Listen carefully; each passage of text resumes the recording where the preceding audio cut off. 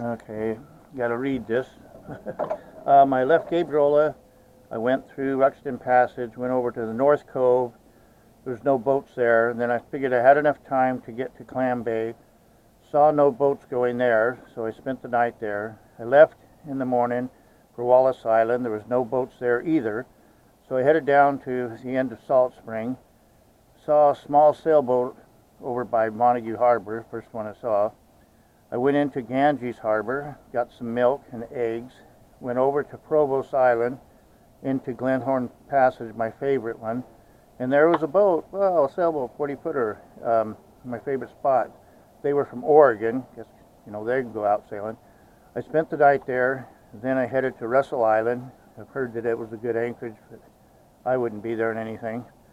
An emergency maybe would be good from the southwest. Then went up to Fulford Harbor.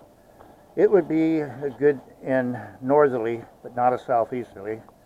So I headed for Mill Bay. I got there about 3 o'clock, and that's where you're looking at right now. It's the marina there. I was going up the right side, which is on the other side of this marina, and going along in 10, 15, 20 foot of water. There was about 10 to 15 racing sculls, 1, 2, and 3-seaters, a whole bunch of them out there. Was trying to stay out of their way, and then I'm going along in 15 to 20 feet. I'd looked down and it showed like 15 feet of water, and 2 seconds later, whammo, I went skidding up on a rock. And there I was.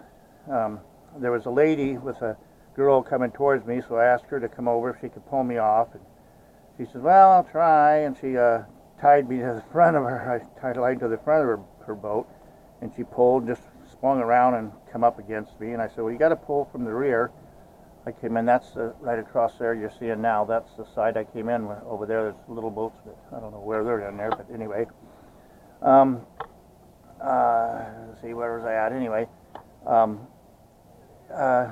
I said, well, you got to tie on to the rear. So she turned around and tied on to the stern, and get up here, hidden in the sun, I don't know how it works. Anyway, tied on to the stern, and started pulling, but she swung around, ran into me, and I said, no, never mind. And there was another guy who come out, but I said, oh, that's all right to tie it. I went down because I was rushing like crazy to check. Anyway, I went down and tied checked the tide, and the tide was just changing coming in, so I thought, oh, well, no problem.